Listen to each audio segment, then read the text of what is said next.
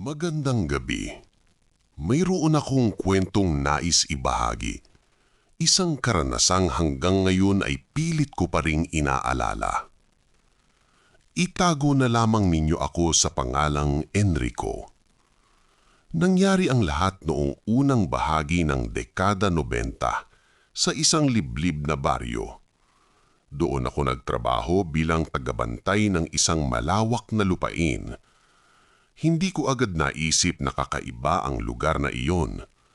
Sa unang tingin, tahimik lamang ang kapaligiran, mga puno ng niyog, ilang bahay sa malayo, at iisang malaking bahay na nakatirik sa gitna ng lupaing iyon.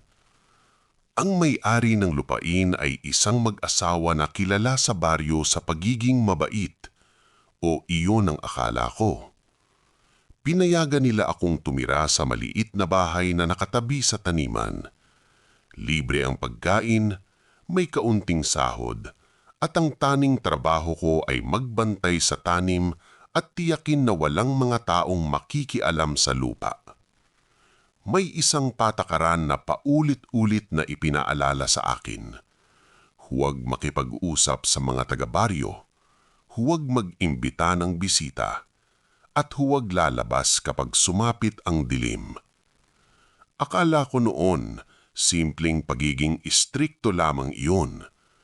Ngulit nagbago ang lahat nang makilala ko si Delia. Si Delia ay anak ng isa sa mga nagtatrabaho sa taniman. Tahimik siya, pero maayos kausap.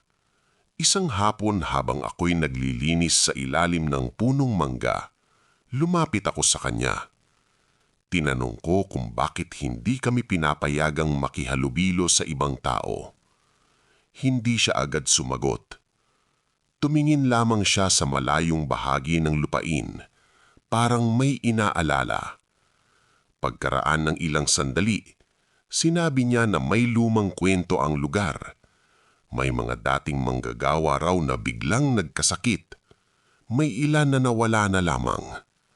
Hindi ko gaanong pinaniwalaan iyon, hanggaw sa dumating ang gabing hindi ko na makakalimutan. Bandang 10:00 ng gabi, lumabas ako ng bahay upang magpahangin. Tahimik ang paligid. Isang ilaw lamang ang bukas sa malaking bahay ng amo. Habang nakatingin ako sa mga puno, may narinig akong mabagal na kaluskos sa may kakahuyan. Parang may gumagapang sa lupa. Lumapit ako ng kaunti, sinusubukang alamin kung ano iyon. Sa ilalim ng liwanag ng buwan, may nakita akong nilalang na nakayuko, gumagalaw na parang hayop na nasaktan. Hindi ako agad nakagalaw. Maya-maya, tumayo ito, at doon ko nakita ang mukha. Hindi tao. Hindi rin hayop, parang nabubulok na anino na may hugis ng mukha ng matandang lalaki. Naglakad ito papunta sa malaking bahay. Hindi ko alam kung bakit, pero napaatras ako at nagtago sa likod ng puno. Pagdating sa harap ng bahay, bigla na lamang nagbago ang anyo ng nilalang. Naging isang matandang lalaki. Kilalang-kilala ko siya. Siya ang ama ng may-ari ng lupain, ang matandang halos hindi lumalabas ng bahay. Kinabukasan, tinanong ko si Delia tungkol sa nakita ko. Namutla siya. Sinabi niya na huwag ko nang isipin iyon. May lihim daw ang pamilya ng amo na hindi dapat malaman ng mga tagalabas. Isang gabi pa ang lumipas. Hindi ako mapakali. Lumabas ako muli. Sa may taniman ng niyog, narinig ko na naman ang kaluskos. Ngunit sa pagkakataong iyon, may mga aninong gumagalaw na parang may sumusunod sa isang tao. Nakita ko si Delia. Kasama niya ang matanda. At sa ilalim ng buwan, napansin kong ang mga mata ng matanda ay parang kumikislap sa dilim. Parang sa isang hayop na nagugutom. Hindi na ako nakalapit pa. Kinabukasan, Nagpaalam ako sa trabaho. Hindi ko na gustong maalaman ang kasunod.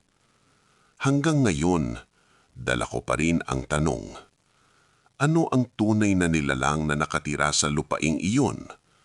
At bakit pakiramdam kong may mga bagay na hindi dapat ginagalaw, lalo na sa mga lupain na tahimik, ngunit napakadilim ng kasaysayan?